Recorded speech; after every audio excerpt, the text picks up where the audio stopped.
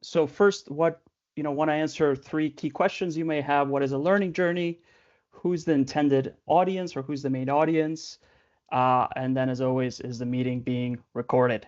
So the learning journey, the intention is that this will be one of 5 sessions over the course of the next 5 or 6 months, digging deep into issues of urban resilience and heat waves. So obviously today we kick it off with a session focused on urban dynamics, urban density, and diversity, as well as taking a look at urban stakeholders. This will be the first of those 5 sessions. And then the second session will focus on heat and heat waves. Sessions 3, 4, and 5 will put forward some options, but it'll really be demand driven. So we want to hear from this cohort and others what is most relevant to our work. In terms of the main audience, well, the main audience for this is what we call ZRIC practitioners. So for those of you that are not aware, ZRIC is the Zurich Climate Resilience Alliance, which is operating in 15 countries across 19 different programs. And out of those programs, 14 countries out of those 15 are operating in urban centers. Just to give you a little flavor, in Bangladesh, we're working in Jamalpur, in Bolivia, in Khulna, in Fiji, in Nadi Town, in Indonesia, in Semarang, in Jordan, in Azraq, in Kenya, the Long Way, in Mexico, in Sonora, in Sotavento, in Nepal, in Gularia, in Nigeria, in Numan, in Pakistan, in Central Ding, in Peru, in Arequipa, in the Philippines, in Manila, in Senegal, in Gunas, Medina Gunas, and in Vietnam, in Hue. So it's just a wonderful and tremendous diversity of where we are currently working or where we will be working. But even though the main audience is the Zurich Climate Resilience Alliance practitioners, we are leaning into leveraging everything that we can on behalf of this urban and heat theme. So of course, we extend the invite to our brother and sister programs under the banner of the Zurich UCRP. So that's the Urban Climate Resilience Program. So you might hear from partners from Resilient Cities Network, or from Cities 40, or from ICLE, or also from Red Cross or Plan, as we belong to both partners. But we also have a broader set of urban practitioners that may join us. And again, at the heart of all this is about sharing best practices, common challenges, and really putting forward a platform of fruitful exchanges. And then the last question, is this meeting being recorded?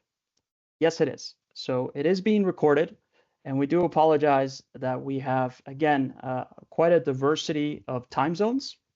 So we are sensitive to this. So we'll try to adjust in the future, but all of these sessions will be recorded.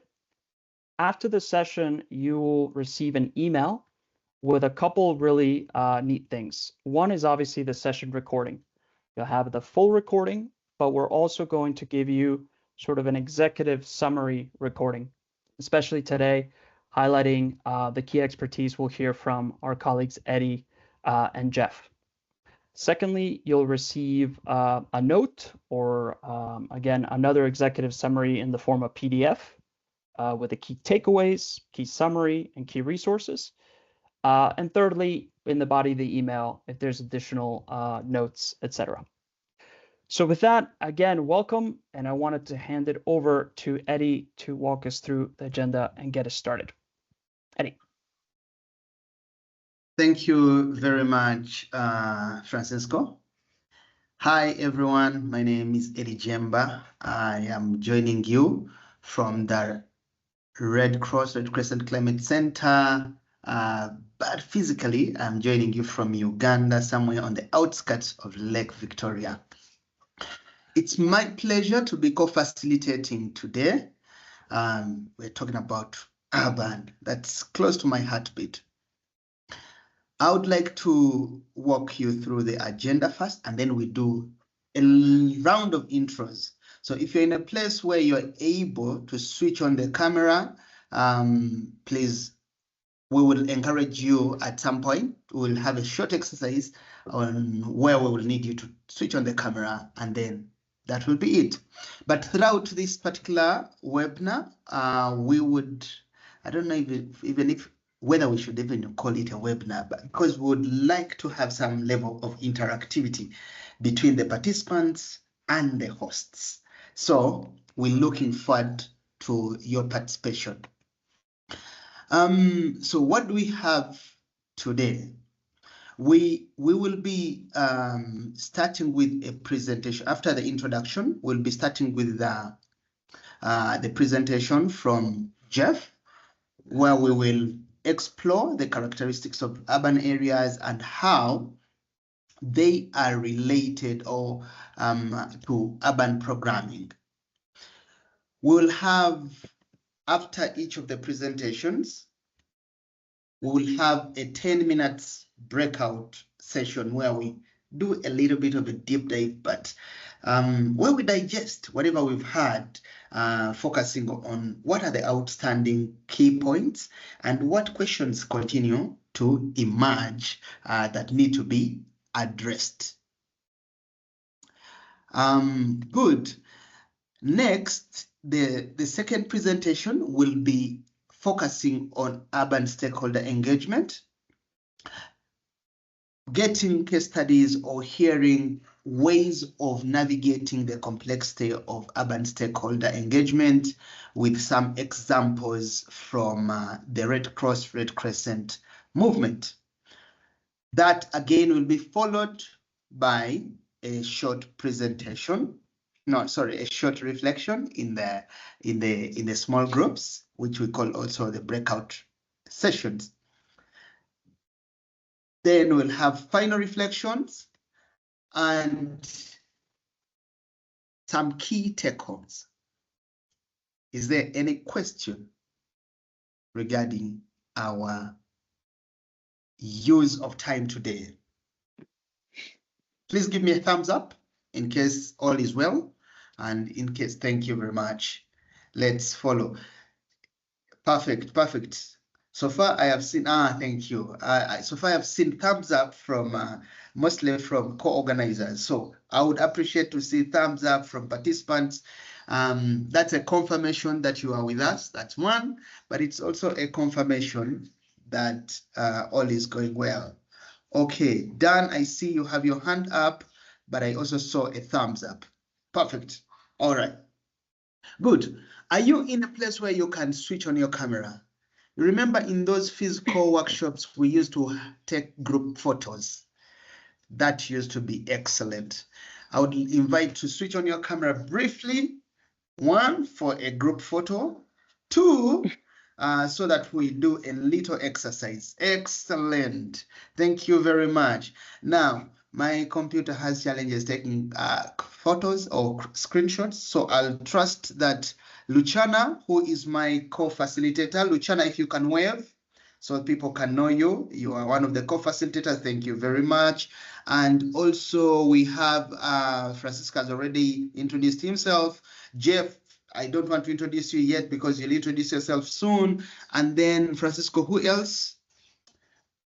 We also have Georgia helping us behind the scenes. So thanks so much, Georgia. Good. Now is a moment for a quick group check-in. Let's know each other for a moment, all right? Yes. If you are switching on your camera, find a way of covering your camera like I am doing. You can use your hand like this. Make sure you don't mess up your camera. And when I ask a question and you're able to answer yes, you open your camera to reveal yourself. Are we together? Here in East Africa, we say tuko pamoja. Okay, good. Now all cameras covered in some ways. The first question is so easy. What kind of drink do you have in the morning? Do you have a cold drink in the morning? The first drink that you have in the morning, is it cold or is it cold? If it's a cold drink that you have in the morning, you reveal yourself like that. So we know that next time we meet, we offer you a cold drink. All right, you can see a few people there, Dan including and inclusive. Those are the guys who love a cold drink. The first thing they do is cold. Okay, Let's cover once again. Chop, chop. Thank you very much. You prefer a coffee. You prefer a coffee to tea. If you prefer coffee to tea, reveal yourself. Absolutely. I am one of them. Please, if I come to you, if we ever meet in a conference, you offer me a cup of coffee, I would love it. Tea, yes, but maybe later in the evening. Final question. You have been working, okay, fine. Cover again, cover. Yes, thank you for covering. The next one is about the length of time you have been working on urban related projects. If you have been working on urban related projects for more than 10 years, 10 years plus experience in urban areas, please reveal yourself. 10 years plus working in urban areas, reveal yourself. Thank you very much. Okay.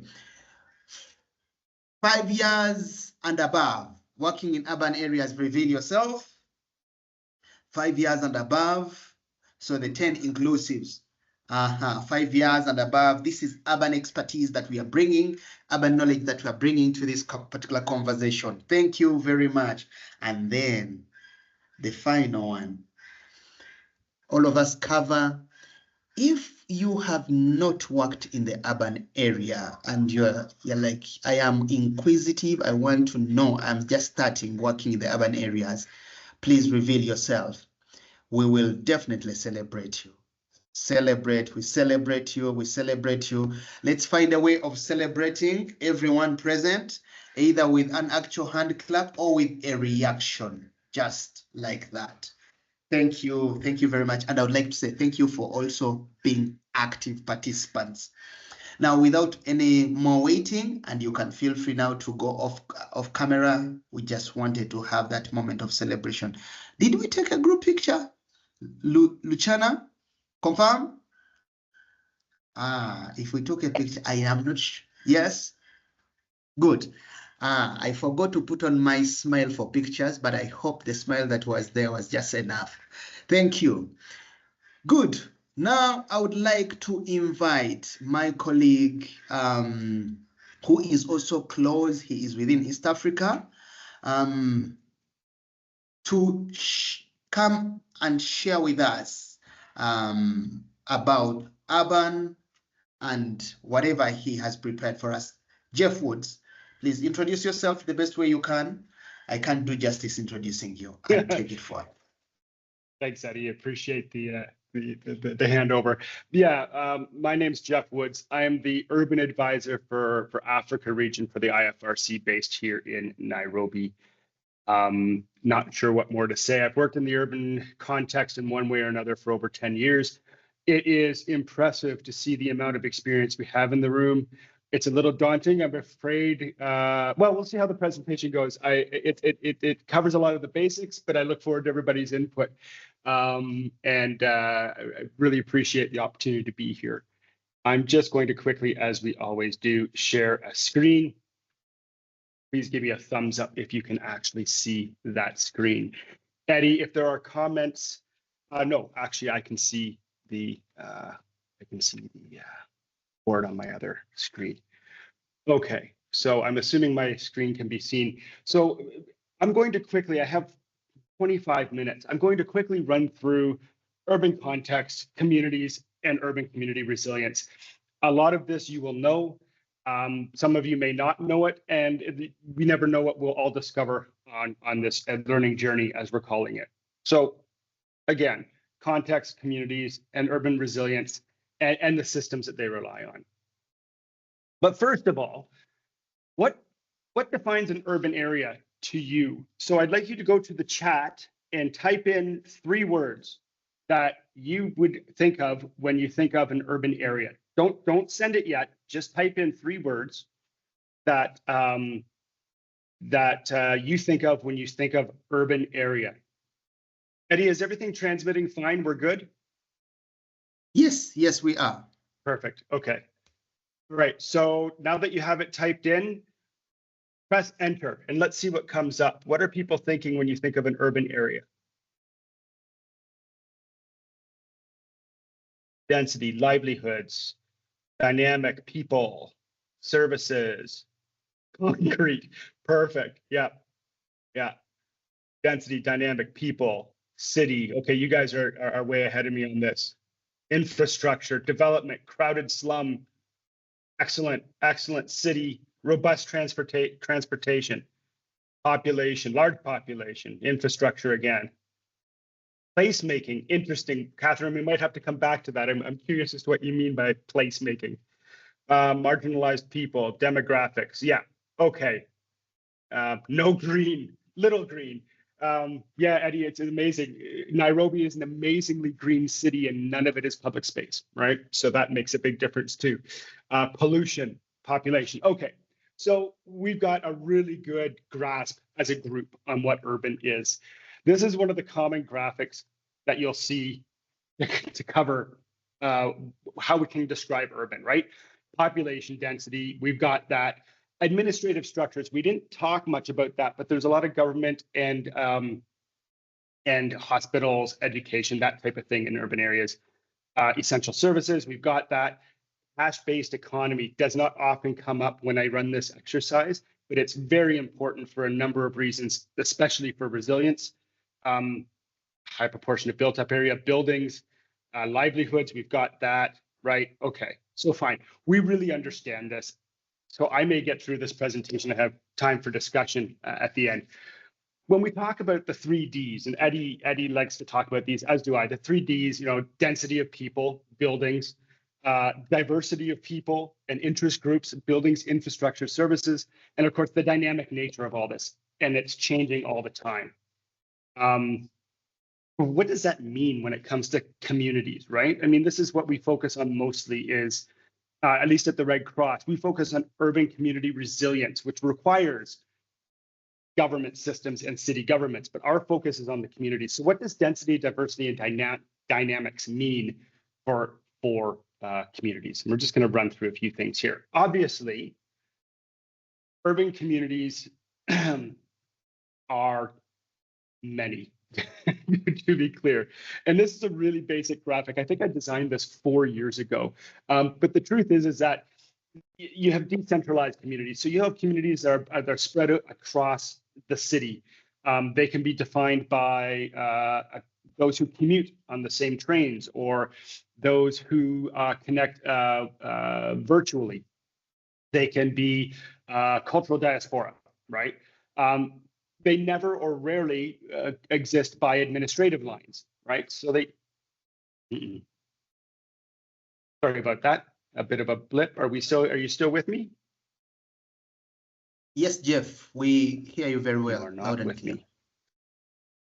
Laura, you have your hand up. Go ahead. No. I was meant to give you a thumbs up, but I raised. Perfect. Sorry. Okay, awesome. No, thank you. Right, and so the challenge here is that the communities exist, they overlap, and they all interact with each other. And this density can cause issues, especially as was noted in. I'm sorry, I'm looking at my other screen for the comments, especially in urban slums and with people on the move. And how do you identify these communities? How do you keep track of them when they're moving all the time?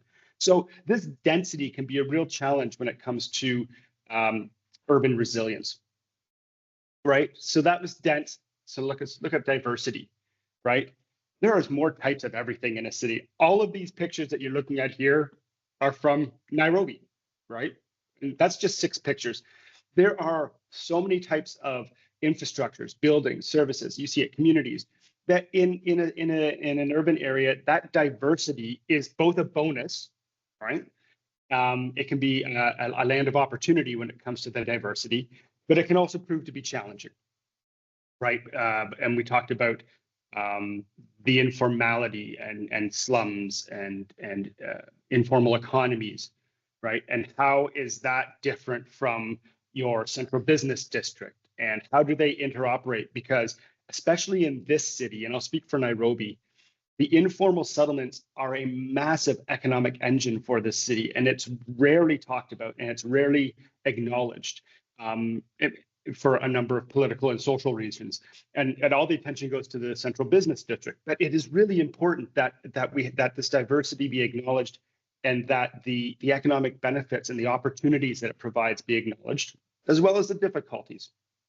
So again, all types of diversity, but when it comes to communities, this can be really interesting. And I've made this really simple graphic, and actually I'm going to pause after this to get your input on it. There's more community stakeholders and interests, obviously, in a city. We all know this, right?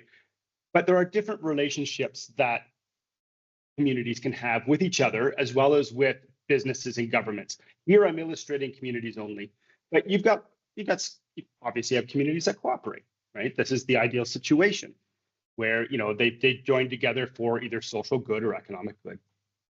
But you also have these communities that compete, right? And this too isn't necessarily bad, right? In fact, it's more often good. For example, two communities may compete for a new health unit to be put in their area. So they'll make themselves more attractive for that health unit. But also, if those communities are close together, they can lobby together for a larger unit, right? And a larger presence for the health as a health outpost, instead of a small one for one small community. Then you also have conflict. And this happens often, obviously, in an urban context, simply from the large number of communities, the various interests, the economic interests, and oftentimes, especially in this city, in informal settlements, it's actually space and land.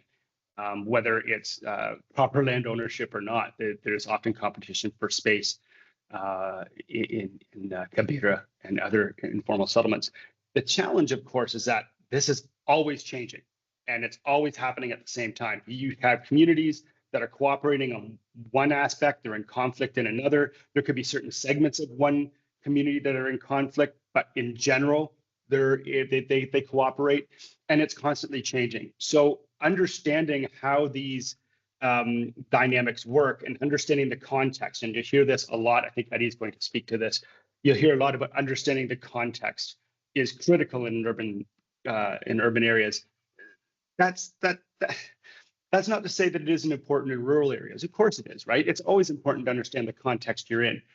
But when you have in urban areas where you have so many actors, so many interests, so many stakeholders, it becomes even more important to understand the dynamics. And Lucy has perfect. It's often about power dynamics, right? And who can exercise power over others. Lucy, you're absolutely right. I used to have, in other presentations, I have a gender slide that goes along with this. I have a cultural slide that goes along with this, but you're absolutely right. A lot of this is power dynamics. And then, so any feedback on this slide? Because again, it's a simple way of trying to, oh, yes, thank you, Lucy. Yeah, and some of them may not be present. So, and may have influence from outside the city, outside the community, outside the country sometimes, right? And so all of that needs to be taken into consideration. Thank you, Lucy. I'm going to make note of that because I think I can add something in and make this slide that much better. So thank you. So these dynamics are always changing and they're always fluid. Speaking of dynamic, constant development, dynamics, right? So there's constant development and change in an urban area. And, we often think about social change and whatnot, but here we're focused on ZICRA, right? So we're looking at extreme heat and we're looking at flooding. So I want to talk a bit about what that dynamic, constant development and change means for early warning, early action, let's say for flooding. And so I have this image. This, in fact, is an AI-generated image. So if you see people with 6 fingers or rivers that are running too straight, please don't get angry. This is ChatGPT who helped me out with this. But this is an example of an informal settlement in a city. And you'll notice at the top right, there is a gravel road or a gravel path or a dirt path that runs along the top of the road. And so a project was done here around early warning, early action for flooding, and they actually measured how much rain would have to come down in order for flooding to happen so that they could give some early warning to the people who live here in order that they could take action and protect themselves and their valuables. That's great, right? The city decided, and yes, I made this story up, so any pointers on how to make it better would be great. In the interest of economic development and progress, right, and it's usually a good thing, the city paved that road, made it wider, made it better for transportation, better for transporting goods, people, etc. What does this do to your early warning, early action for flooding? Any guesses? What would it do to your trigger when it comes to early warning, early action for this community? Either type it in the chat group or just shout it out.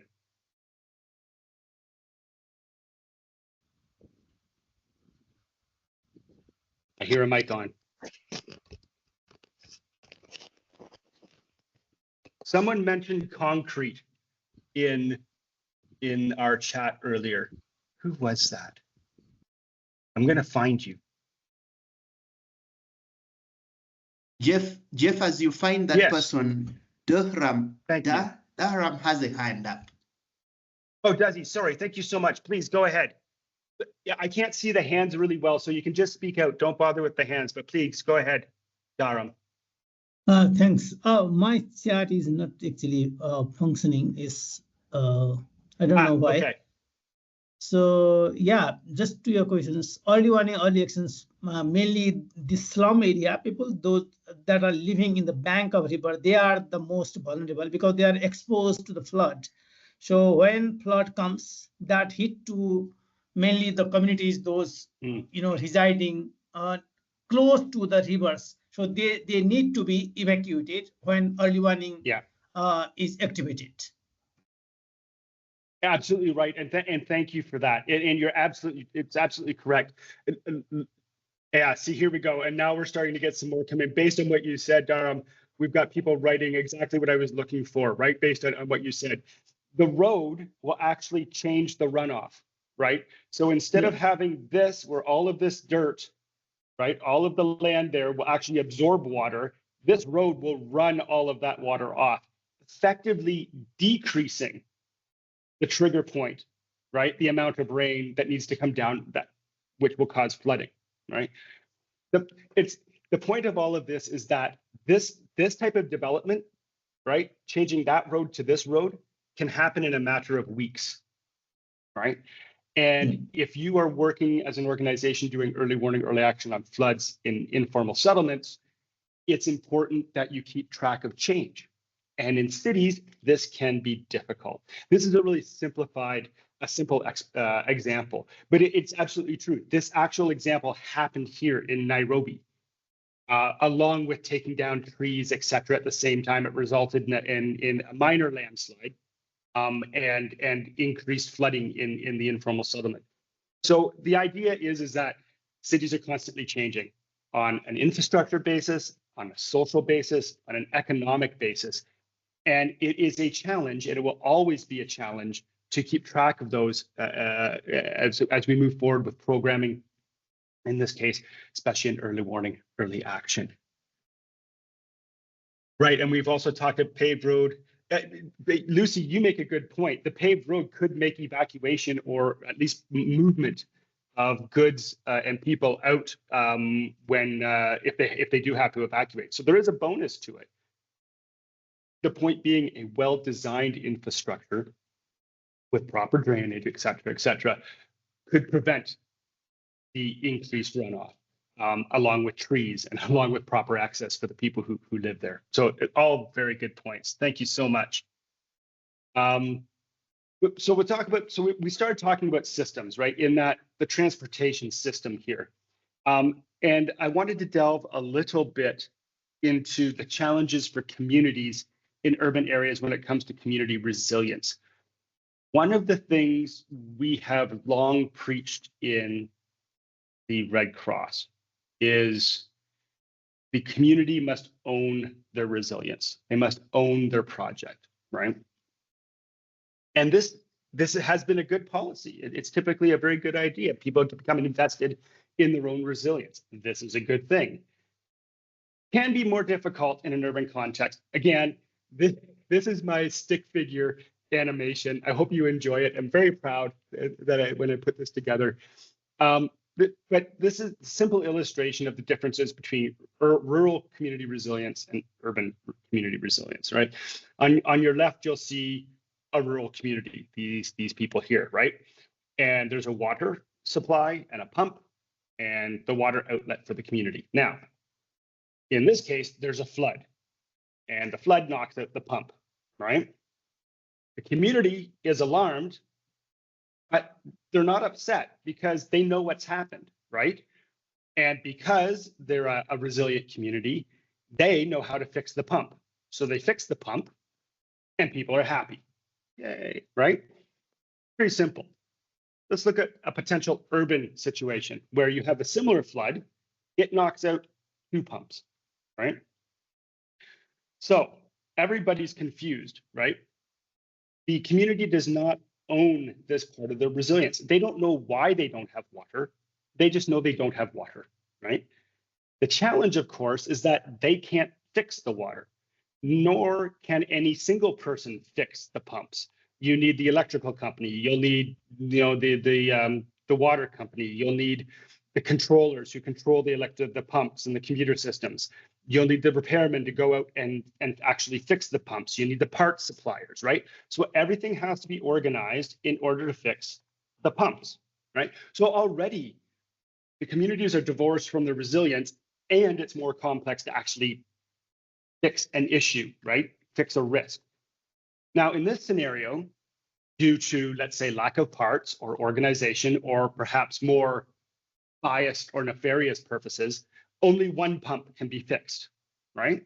One pump is fixed, these communities are happy. Yay, right? This community gets sick. And then they get mad, right? Because those communities have water, we don't, and now we're sick. Not only that, there's industry here that relies on a water supply, and they don't have a water supply, so now they're angry and they're losing money, right? Again, this is a very simple way of looking at what we call cascading risks. You have, especially in the urban area, you have one small issue, right? A broken water pump that can lead to much larger issues. I used to have a slide about this where the communities actually ended up in conflict, not necessarily with each other, but with the government. And this happens more times than you would think. So this is what we call cascading risks, where you have one risk or one instance or happenstance that results in further challenges or risks down the line. In this case, a broken water pump leads to conflict and illness and lower economic output or challenge for livelihoods. Right. So, but we're not just talking about flooding, we're talking about heat. So this is becoming a much more common issue, especially in Africa region. I know also in the United States, also in Canada where I'm from, closing schools because it's too hot, right? What might be some of the cascading risks from closing schools? So you close the school and you send the kids home. Anybody want to guess as to what challenges or cascading risks there might be from the mass closure of schools? Feel free to speak out, or you can type it in the chat.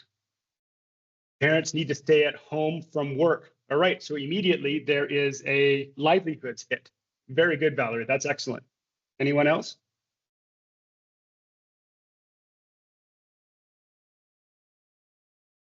Hi, it's Dan. I thought I'd jump on rather than try and type it. I think one of the big cascading risks when it comes to school closure is that particularly vulnerable children who already suffer from vulnerabilities, for whom school can be a bit of a refuge, then no longer have that refuge. That can put pressure on the system that they live in that creates that vulnerability for them. That increases vulnerability, increases stress in that space. Yeah. And so you've got this cascading vulnerability in that student space alone. Oh, you are so bang. You're so bang on. That is great, especially for young girls. This becomes very much an issue. So that's excellent. Thank you.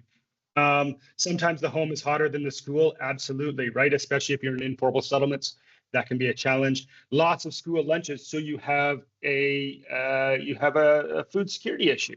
Fantastic. Children at risk of joining gangs. Thanks, Carmen. That's excellent. In fact, that was borne out very much so during COVID times, right? Especially if it's an extended school lockout. You guys are fantastic. Look at this. Look at this. Right? You got them all and more. This is fantastic. So that's exactly what we talk about. So when we design urban programs, you know, we need to be mindful and design for those cascading risks. And you guys have this down in spades. All right. So here is my last request for the day. This model, and I don't know if many of you know Sesame Street, but this model is a Lego model. It actually sits on the shelf behind me. We were talking about urban systems, right? I want you to take a look at this photo and tell me if you identify a system, a city system in this photo, right? Or in this Lego model, right? Type it in the chat. So any kind of system. I'll wait for a second and then give a hint if there isn't anything that comes up. But what kind of systems can you see here? Signage. Excellent. Well done. Yep. Waste disposal. Perfect. Yes. Waste management. Massively important, right? In an urban area. We didn't even touch on that. Food systems. I love my hot dog vendor and the Cookie Monster. Social connection systems. Absolutely. Oh, this is fantastic. Policing. Security. Absolutely. Including the stormtrooper. Yeah. Communications. Fantastic. Absolutely. The little cell phone there. Yeah, you guys have done really, really well, right? There's also the ecosystem with the tree sticking out the one side, the mail system, right? The postal system that's there. The nurse sitting on the steps would be healthcare. You know, the guy with the phone might represent the private sector and economics. Yeah, absolutely right. There's the power distribution, the electrical distribution, right? All of these are there. The class system, I was wondering if you'd come up with that. Yes, there's a bit of a class representation there with Oscar the Grouch and the garbage can. Also, if you wanted to look at it from a North American perspective, there is an indigenous North American character as well, right? So this is fantastic. You guys get this, right? And sometimes this is the hard element to come across, to get across when it comes to talking about urban community resilience, is the systems that everybody relies on in urban areas in order to be resilient. It's not simply the community that has to be invested in it. It's all of the stakeholders. And again, Eddie's going to talk about this, right? Whether that's private sector or whether it's the city, the public sector, or whether it's, you know, social groups, whether it's gangs, right? All of them, everything plays into the systems, or all the systems play into resilience. The challenge for programming is to include the systems that are important. My last statement on all of this, and then I will be quiet because I have done more talking than I usually do in these presentations, is this. It is easy to go down the rabbit hole, so to speak, when talking about systems and urban community resilience. If you are looking to do an early warning system, engage the urban systems that are needed in order to support and the early warning project. It is easy to try and engage too many people, and identifying the right stakeholders with the right interests and the right influence at the right time is critical. I'll leave it at that. Most of you know a lot of this. I hope you got some useful information out of it. And thank you so much for your time and attention and participation. This has been fantastic. Thank you so much. Eddie, back to you. Thanks very much, Jeff. And definitely where we come from, we say asante sana, tumeshukuru. Basically saying that we are so grateful. Yeah. And right now, it's an opportunity. We have an opportunity for us to go into small breakout rooms. Luciana, if you could help me pull out the slide that has the guide for the breakout rooms. We'll go into if Georgia could help me with the sharing screen permissions, please. Thank you. So we'll go into a small breakout rooms and have a brief reflection, of all the things that we've had. What is it that is sticking out? It's also an opportunity for you to share some experiences with one another. We are adults. We have acquired lots of experiences over time. Therefore, we have a lot to talk about. So within a small group, we would like you to have a reflection on, for example, what is it? Is it coming? Yes, good. Yeah, boom. Thank you. Yes, you have an opportunity to introduce yourselves, what you're called, what you are working on, your names, whatever. Your introduction is your introduction. Introduce yourselves. And then secondly, share what stood out from Jeff's presentation so far. Is it the systems aspect? What is it that stood out and why is it important to you? And more so, we would like you to share any questions. Did the presentation inspire any particular questions that you have? Those ones, we will collect them in a plenary when we gather back. Luciana is our timekeeper. You can tell us if we are able to use 10 minutes. I think we can.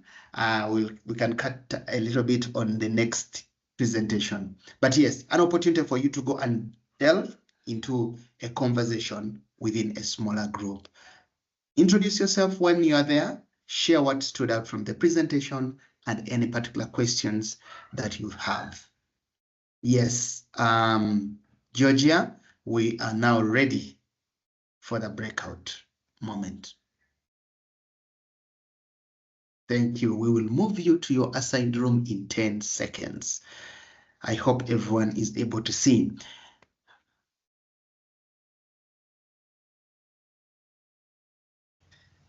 Good. If you may pull down the presentation so we can have a quick reflection. Now, I hope, but no. We are going to be talking about urban stakeholders soon. But I hope you were in a group able to talk to you. In case you were in a group where the people were not able to talk to you, really sorry for you. In a group where I was, it was lively and we had a chat. Talking about having a chat, is there anything that you had from the group, small group, that you'd like to share with us? We would like to invite you to type that in the chat. And talking about typing in the chat, Georgia, I've been informed one of our group members does not have access to the chat. So right distributions there. Good. What is it that is there any question that emerged from the group discussions? In case you have it, please type it here. Okay. How do we work across all systems? Thanks, Francisco. How do we work across all systems? And then in my group, there was a question about what's the rural-urban linkages? What's the rural-urban linkages and we know that they are quite strong within the African setting. So how do we work with that kind of dynamics also? We are waiting for you. Please, if you have access to the chat, please type in the chat. Let us know anything that stood out or any question that came out. In the meantime, Jeff, be answering the one that we have here in caps.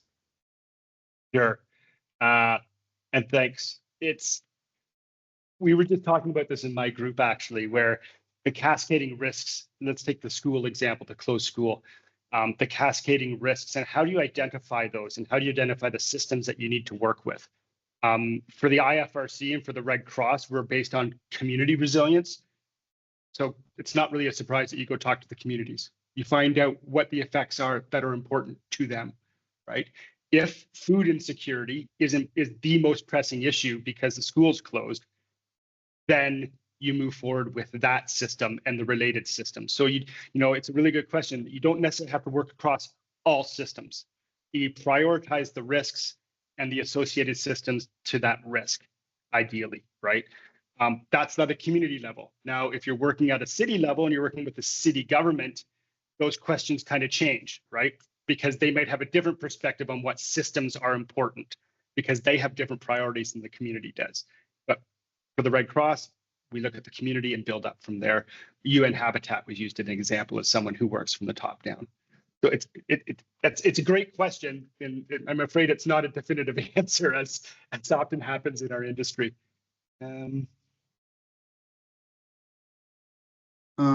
Okay, 1 minute left for the plenary.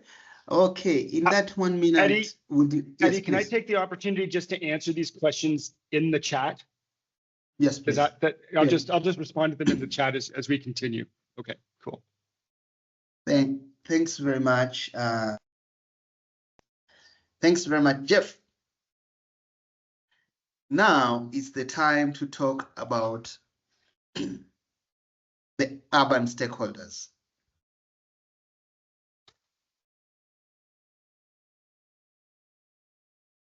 Thank you. Urban stakeholders. I think when we talk, of course, when we talk about the urban stakeholders, we have to keep our mind on the systems approach as well. We would like to explore how to engage a diverse set of stakeholders within the urban areas, and we'll share some examples of how we have done it in some places, and what are we learning, and how could that hopefully be helpful for you as you go into urban programming. This is when we say next. All right? Yes. Who are the stakeholders that we are talking about? How do we map and engage city stakeholders? Why? And then I think one of the things that we'd like to introduce is city coalitions. Why should we build them? And what does the coalition building process look like? I think that's going to be the main center of these particular conversations. Okay. In the picture there, you may be able to spot Jeff in his full colors. We were in Zanzibar. I think so. Yes, we're in Zanzibar, where we have a project that I'm going to share about. Next. Within the urban areas, we have a number of stakeholders. We have stakeholders who are primarily focused on or come from the public sector. We have others that are coming from the private sector, and we also have others coming from the civil society. It is very important for you to think about that. Within the public sector, of course, there'll be lots again, including those who provide social services, hospitals, and the health. That's within the private sector. We have the law enforcement. We have the national government line ministries linked in there. We have the political parties who can also be what is that? Not seeing eye to eye with the main leaders within the city. We have the judicial. We have the municipality itself in the public sector. Also, we have the private sector who are very critical within the city setting. I feel like they're actually quite like the movers, or in a way, yeah, the movers within the city sector or city setting. There you'll find the small and medium enterprises, business, you'll have the hawkers, you'll have international firms, you'll have financial institutions, chambers of commerce, the media groups, you'll find even black markets. Yes, as well as the labor networks and much more.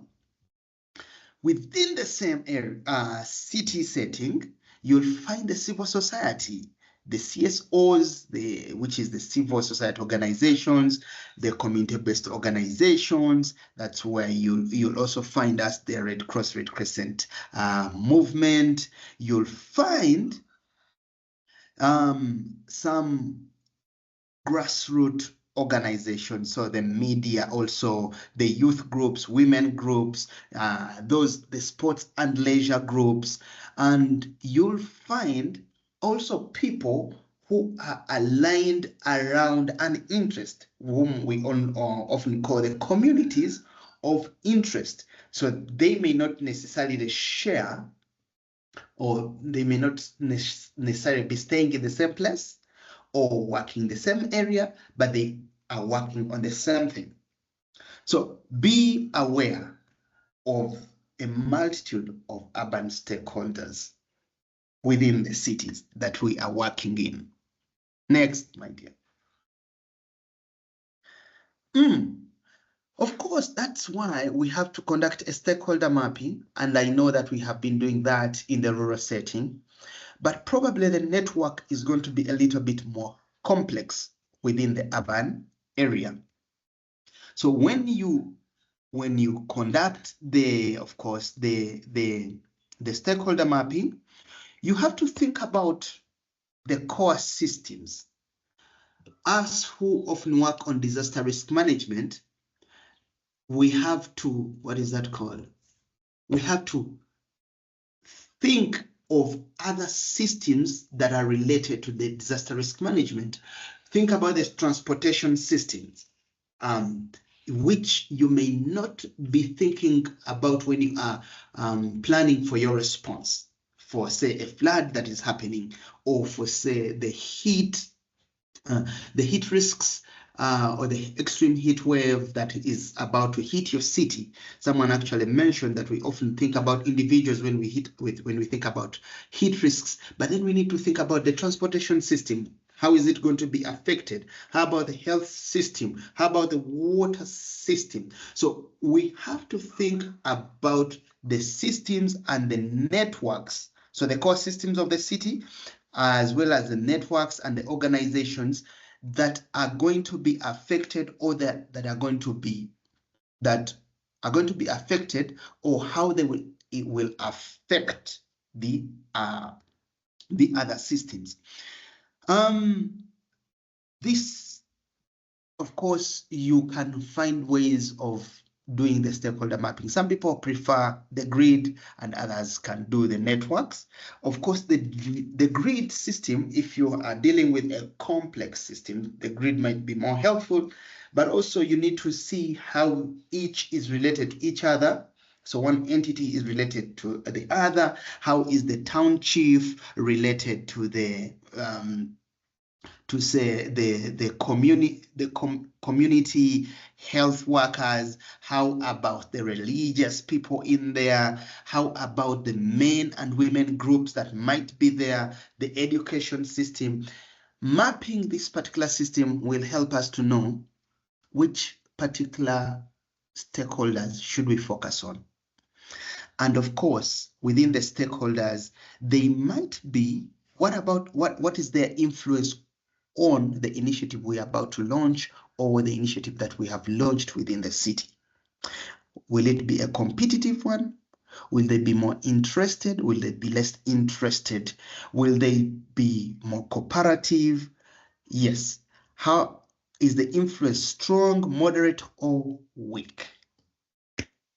That takes us to the next slide. Thank you. Having known, having had a general stakeholder overview, we then need to know, how are we going to engage the stakeholders?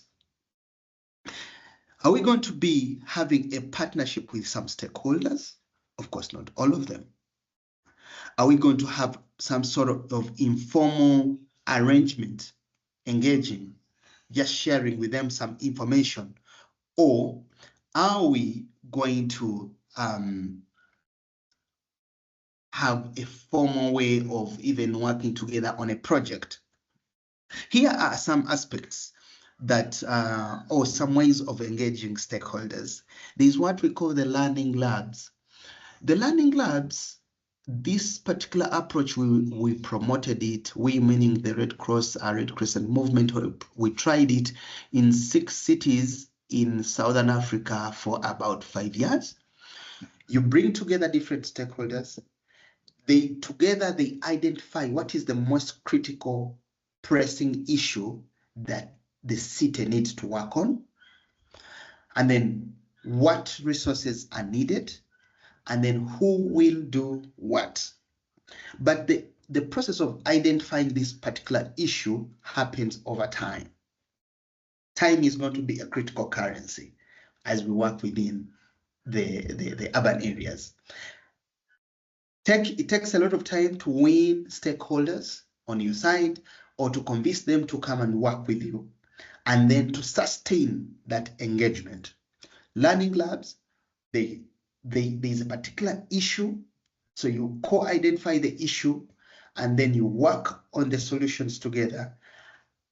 And then when it's done, it's done. The coalitions, city coalitions, I think I'm going to talk about that a little bit more. And the picture that you see here on this particular slide, it's from the coalitions in Zanzibar, where we have different members from academia. We have some from the CSOs, NGOs. We have the Red Cross, Red Crescent movement. We have the municipality. We have the national government. We have all these coming together to work on a shared vision. So for the coalition, the shared vision has to be very clear, and there has to be a basic structure, basic leadership structure. Critical to note, the coalition is non-legally binding. Yes. So institutions hobby, but there has to be an anchoring institutions. In our case, it is the Red Cross, Red Crescent movement that acts as the anchoring institutions, that with sharing co-chairing roles with the municipality. Next. Yes, exactly. So coalitions come in different sizes and shapes, but the core thing is you have to ask yourself 5 questions. What kind of coalitions do we want to build? Is it just for sharing information? Is it just for coordination of to implement an action? Or is it even going to be implementing joint projects together? We have to be very clear on what kind of coalition we want to form. That's exactly what happened in Tanzania, or what is happening in Tanzania right now in 2 cities, one in Zanzibar and one in Tanga. What is the value of or the benefit of the coalition to the members? That clarity also has to be made very clear. Clarity made very clear. Then what about the initial membership? What about what roles will each of the members play? And then how should the coalition operate, especially in terms of decision making and the guiding rules to govern us? So in Zanzibar, we have the Red Cross, the Tanzania Red Cross Society, co-chairing the role, co-chairing with the State University of Zanzibar as the anchoring institutions for the coalition building resilience in Zanzibar. In Tanga, it's the same country, 2 different cities. In Tanga, the Office of the Environment in Tanga municipality has a co-chairing role with Tanzania Red Cross for the Tanga Resilience Coalition. When that gives you a different taste, so taste and flavors. Why the coalitions? Yeah, I feel like I have talked sufficient. Why the coalition? Please, if you have any questions, feel free to type in the chat so that I can answer them. So the coalitions, because they are not non-legally binding, it helps to get the different expertise of the different agencies involved, of the different institutions involved. So the Red Cross will bring, say, for example, the disaster risk management, strong disaster risk management capacity. ICLEI will bring the coordination, strong coordinations and linkages with local governments. Then the academia, the State University of Zanzibar will bring strong research and and analysis. And then you have the NGOs. We have an NGO called ZACA, Zanzibar Climate Change Alliance, which understands navigating or connecting the national level with the local governments together. And then we have other even smaller NGOs who understand engaging communities, whether it's the communities of practice or the communities, the geographical communities. Everyone is coming with their own interests, but then they have to contribute to the shared vision of building resilience in Zanzibar city, or what we call Unguja city. We have so far, yes, next. I wanted to talk about I think the question that emerged in my, that's a resource just for you. Please check out this resource about building coalition for resilience. It is available online, building coalitions for resilience. It's available online for you to guide you better on starting and sustaining your coalition. I wanted to talk about the power dynamics, and I will illustrate with this with a story. Journey with me to maybe 7 months ago. We were in a city in Tanga, and we were presenting about a resilience project, which is going to work on coastal resilience as well as reducing the risks of extreme heat on Tanga city. After presenting this, there was a government official coming from the regional level, but we are talking about the city, all right? And then he mentions that, look, from what I've heard, this particular project is well placed to go and focus on an area we'll call X. He's coming from a big office. He has a role of presiding over the city, but also even the surroundings. So it is like he's 3 layers above the city. Now he's suggesting that we go and put this particular project in area X, which is not, by the way, anywhere close to urban.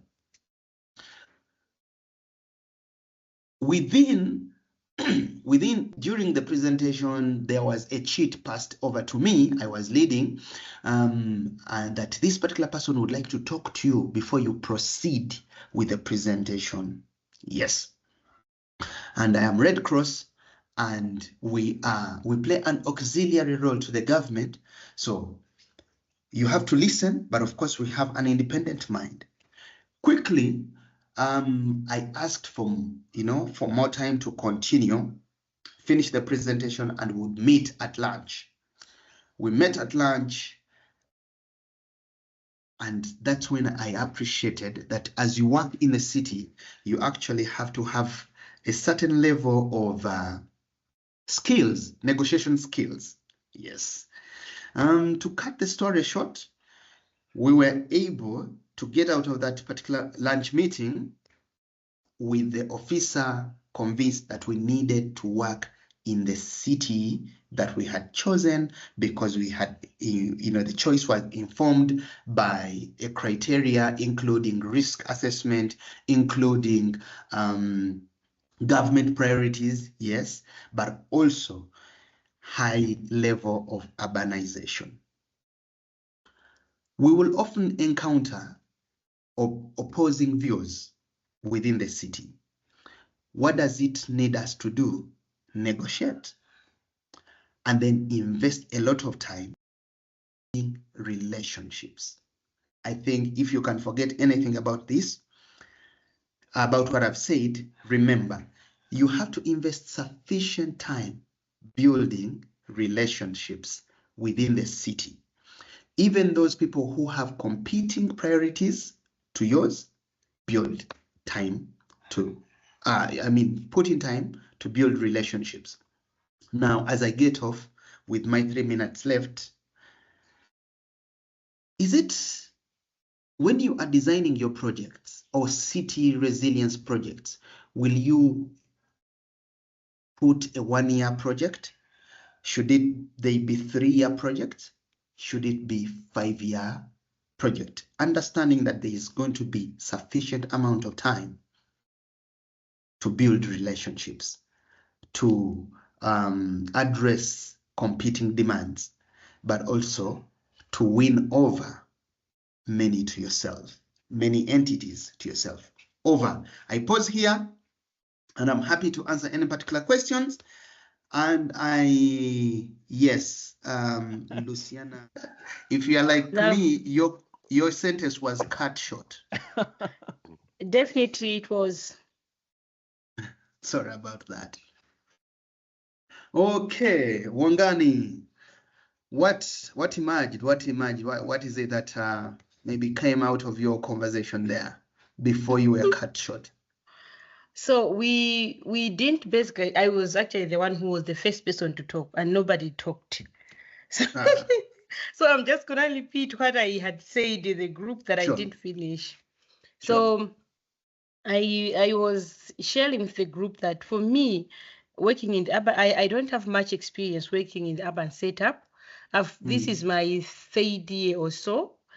But one interesting thing that I found is there's the space for you to form coalition, get partners, work with others, collaborate.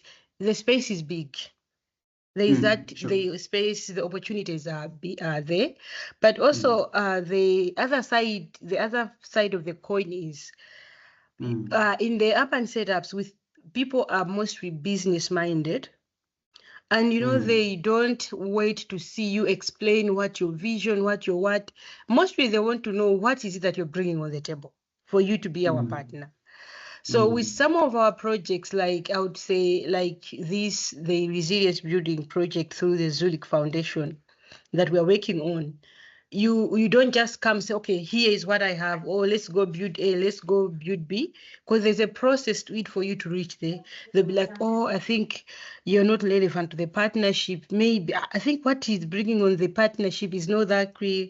So it's a matter of you defining the spaces to be where you can easily share your vision and people can easily come on board with you.